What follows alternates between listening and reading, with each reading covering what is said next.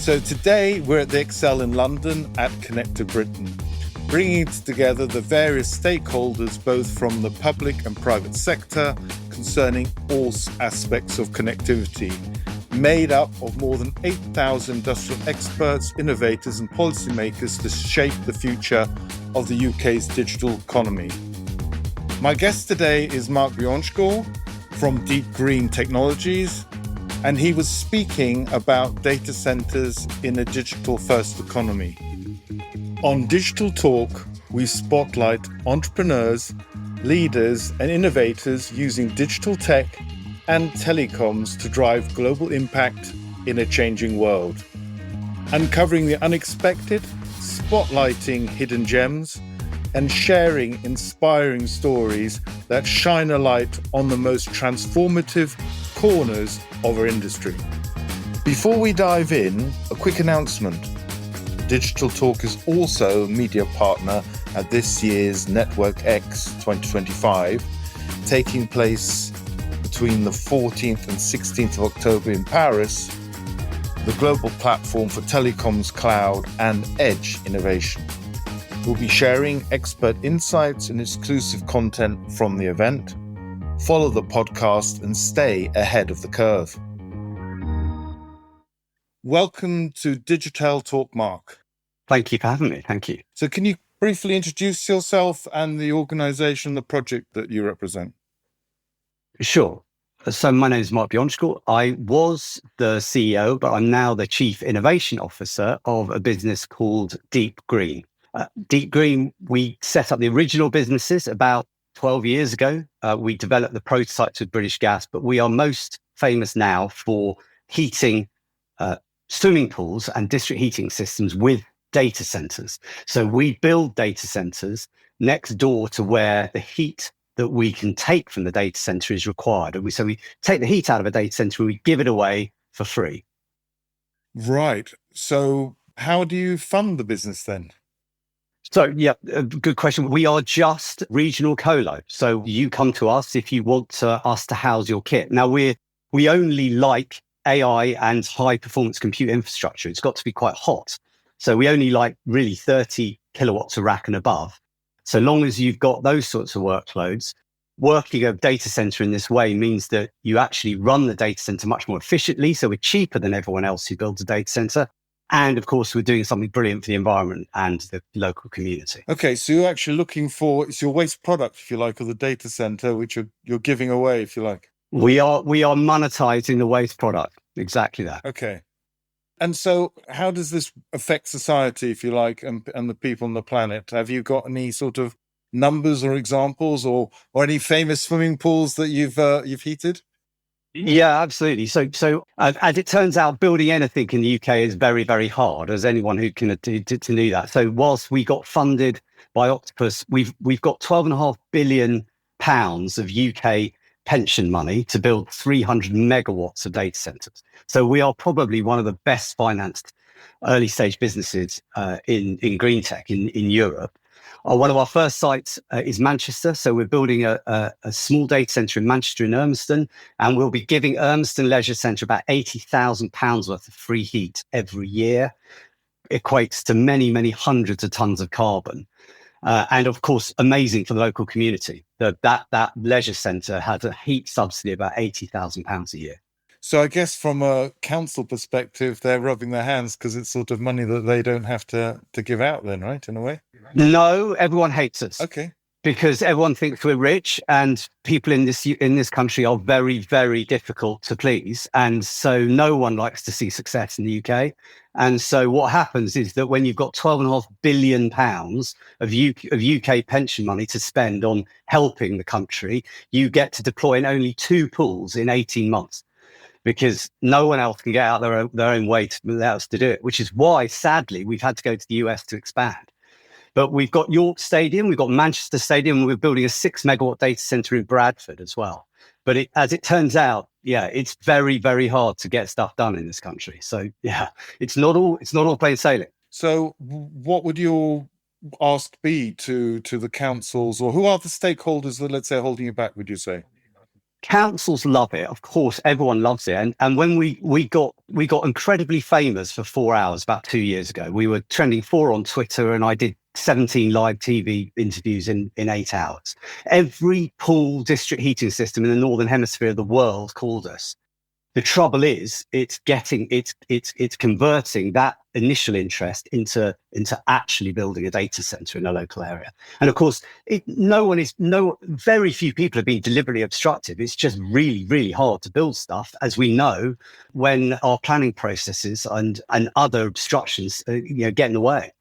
But the other area would be district heating, I believe you mentioned. Yes, yeah, we're focusing certainly in the UK. We're focusing more on district heating. It is easier to build within a district heating system. So, if anyone who's listening doesn't know what a district heating system is, it's a large energy campus and it heats lots of homes and offices in one area. But it's a single energy source, and you pipe the hot water through super insulated pipes.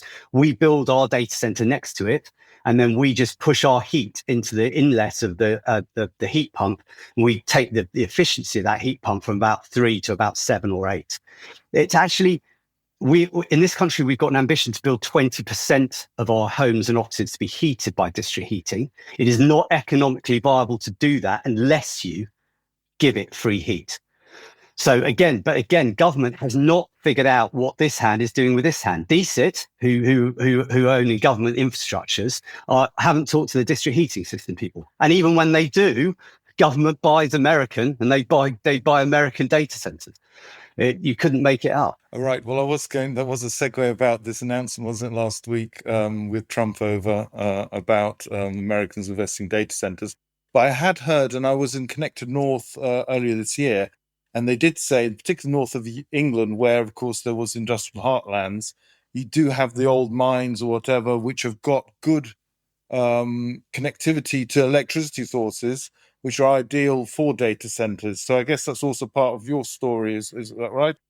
To some degree, but the other issue we've got in this country, it is a very challenging thing to do, because the other issue we've got in this country is the electricity prices. So what you need to do in terms of AI capacity, you need to build it near wind farms or solar when you can private wire, so you don't have to put it through the grid.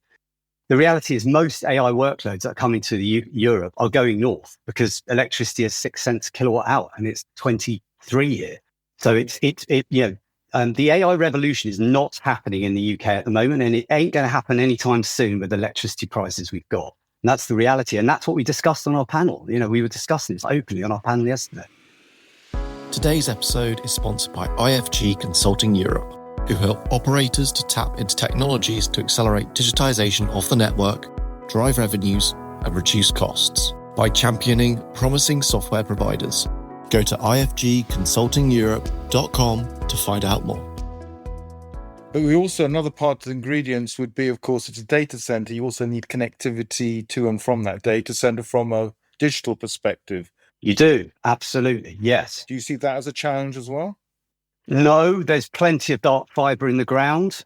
There's plenty to use. And of course, the interesting about AI, if you're training AI, you don't actually need you don't need the kind of connectivity that you might if you've got a kind of conventional infrastructure that's running e-commerce real-time applications. I mean, obviously, all our data centers we build are all dual lines in, all lit with.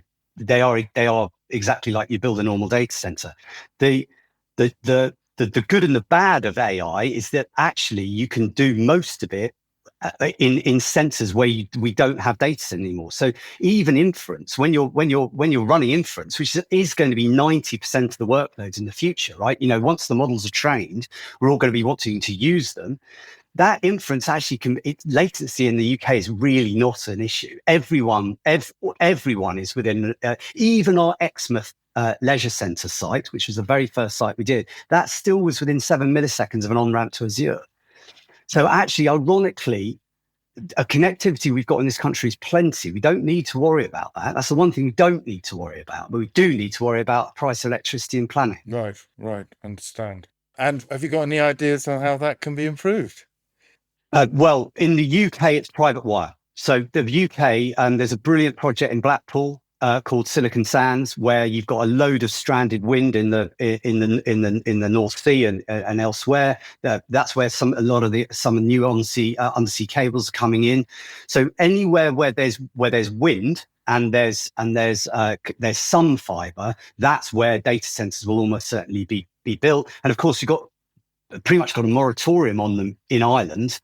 The grid's maxed out, so our assumption is that we'll see clusters now where wind and fibre are. I have heard the story that actually our network by design is not the right type of network to support the sort of edge. It's okay. It's interesting. It really doesn't matter. We're finding instances where people are running inference from Germany from data centers in the Nordics. There are specific use cases where true edge, being within a couple of fiber reaches of your data center is really important. Whether that's high frequency trading or advanced manufacturing, and that's the future we're building into, because we're going to land. Theoretically, we're going to land in the 5,000 swimming pools and district heating systems around the UK. You mesh them all together, and then you do have an edge network. Yeah. I was thinking of there's a guy in North Scotland who's got a solar farm, funny enough, which is testing, and he said it would take him 5 years to be able to connect to the grid. I was coming on the electricity side of how you can get renewables onto the UK grid is a challenge. But anyway, so you were at the Connected Britain, and you were on a panel. So how did that go, and what were your takeaways from being at the event? Yeah, I mean, I think we're covering a lot of these topics because I think a lot of none of us are really sure, are we, where AI is. We've heard a lot about it, but I think a lot of OEMs are kind of scratching their heads and trying to understand where the actual demand is. We think it's slightly slower. So we debated a lot of different topics, kind of latency, all the ones we've covered very quickly. So power, latency, the sovereign nature of AI. We also got into the US Cloud Act. I mean, one of the really challenging issues that we think for UK government is being based on US hyperscaler clouds. I mean, given that what's happening in the US, we can't understand why UK government isn't buying British. But for some reason, regulatory capture, whatever it is, means that the government, and we've got between Deep Green, Octopus, a UK company paying UK tax. We invest in UK pension money. We've got a brilliant cloud platform called Civo. Now, I am an investor in Civo as well, so full transparency on that. But it's not just Civo. We've got plenty. We have got the full cloud stack in this country, and we need to use it. Okay, well, that I think you're absolutely right there. So that's interesting. You've got investment in cloud. What's it called?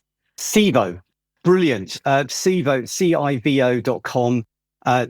When you use their high performance compute, your screen goes green, and you know that your GPUs are in one of our data centers, and it's a fully functioning, fully fledged cloud platform. Mark and the team who run there, brilliant. I don't like economic nationalism, but if we're in this world, and the UK government should be buying UK kit. So if people go on your cloud, they can get free swimming lessons. Well, interesting. We are exactly that. Not only are we giving Urmston £80,000 of free heat, but we're also subsidising swimming lessons. Oh, fantastic! Well, there you go. Yeah, we are. Yeah, because we truly believe data centres can be a force for good. The trouble is, no one has bothered to take this waste product and make it into the incredible input that it is. Were you able to walk around at all and take any nuggets away from the show, or learn anything? Or... My God, I am no techie. What I do take away is it's much bigger than it ever was. It's much busier on day 2 than it ever was. But just the sheer, you can tell the momentum that this industry's got, right? You can see it. You can see it whether you're at a data center a conference or you're at Connected Britain. This is the one sector of the economy that is really that's got some pull.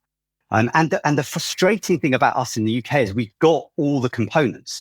We just but government, it just can't get out of its own way. And so whenever I'm talking, it's annoying that you have to be so kind of table bounding, but we need to get this message out that we've actually developed all the technology. We could be leading this revolution, in the UK. But that comes on to another nice question I like to ask, which is, you obviously got several interests, as you mentioned. So other than, let's assume that the project and what we're discussing today is the data center that you're talking about and powering it or energy usage there. What other pressing issues do you think we need to address in the world? God, that we could sit here with a beer and talk about that a long time. You'd expect me to say it because I do invest a lot in the energy sector. There are amazing things, again, that we can do in this country to lead the charge in the energy transition. So I'm investing in containerized aquaculture. We can grow our own protein. I'm investing in batteries, so we're giving people free batteries to upgrade the grid. So we can we're curtailing billions of pounds worth of wind. We're wasting wind in this country. So they're actually, whilst it's tough and building businesses is tough, there's actually a heck of a lot to be positive and proud about. And we need to double down. The transition's in this interesting phase where all the assets are becoming just about cheap enough to now deploy at scale. So as it tips, this is where life's going to get interesting. It's going to get fun and interesting. Now, that's my prediction. So are you a believer in renewables? Well, I'm not a believer in anything, but I know that solar panels are cheaper than fence panels, and I know that lithium is now well under $100 a kilowatt. So, on the basis that everyone can assume that oil is 3 times that, you don't have to be a believer; you just have to be a capitalist. And, if you're going to invest in energy, why the hell would you invest in fossil fuels that are 3x the price of solar and batteries? It wouldn't make any sense. Well, plus, of course, the Earth's resources are finite. Well, but we've learned at Deep Green, if you lead with that message, of course, in this crazy world we've got now in the last 18 months, that was bad. But actually, it's incumbent on us, people who are within the transition, to make the economic argument. The reality is most green technologies are better because they're more efficient. So yeah, obviously we've got, last time there was this much carbon dioxide in the atmosphere, sea levels were 15 meters higher than they are. We are in a climate emergency, but that doesn't actually galvanize people. That just freaks people out and, in my opinion, just makes them kind of close up. What you've got to do is say, I'm going to give you a free battery, go out and buy an EV, go to your local public swimming pool that's now being heated. And we've got to actually run faster, in my opinion. As you say, it's sort of a positive message rather than scare message, and also make lives easier, just in line with their expectations. I like that. The youth of today, we were guests, as I mentioned to you, and podcasts at the AI for Good Summit earlier this year. And one of the things was the younger generation. So have you got any advice, as yourself being an entrepreneur, about young entrepreneurs going into the AI world? Have you got any suggestions how they approach it? Am I allowed to plug my book? If you've got a new book, have you? That's fine. That's fine. I've got my first book is out, and it's called How to Define a Value Hypothesis. And the only advice I can give all entrepreneurs is that there is a very, very simple, easy way to do due diligence on your idea. No one does it because it's hard on the ego. But we are wasting so much talent across the world in building businesses that nobody wants. And this is not a new message, but way we've been able to develop businesses at my venture capital firm, we have a very simple mantra that anyone can do in 5 minutes, and it will expose your most ideas for what they are, which are rubbish. And that's the reality. Most ideas are rubbish. And so people, if the one bit of advice I'd say, think in hypotheses, think much more critically, think much more analytically, and go and buy my book. That'll teach you how to do it. Okay. And I presume this is on reputable retailers available and the rest of it. Not yet. Sadly, the publishers, it's not going to be out till Jan next year. So we can't even get a Christmas present. My God, I was expecting under my bed. No, I'm sadly not. No. But people can email me for a draft copy. I'm happy to send them a PDF. All feedback is good. Okay, fantastic. So given we're also about doing good ourselves, we want to give our guests the opportunity to do a shout out. So is there anyone, colleagues, projects, initiatives that you want to give a shout out for our other listeners to also sort of learn and find out what other good's happening? There are lots of people, both in the data center space and in the and in the fiber and connectivity space who are doing great stuff. I mean, everyone who's supported this business, whether that's Octopus for investing, Nokia on the hardware side, Dell are massively supportive. All of those people, we couldn't have got to where we are, and all of the people where we're building data centers. But to be honest, the Deep Green team themselves, that they have run through walls in the last 3 or 4 years. This is a tough thing to do. Changing people's minds is tough. So everyone at Deep Green deserves a shout out, no doubt. So that's great, and I'm sure you're proud to be part of it. So anyway, thank you, Mark, for being part of Digital Talk family, which you are now, and we look forward to hearing about the success that you'll be having going forward and other projects. And thank you very much for your time. Thanks very much for having me. If you've enjoyed today's episode, don't forget to rate us and subscribe, and feel free to follow us on LinkedIn. And if you have comments or ideas for future episodes, please send us an email. Thanks for being part of the Digital Talk community and for listening. Stay tuned.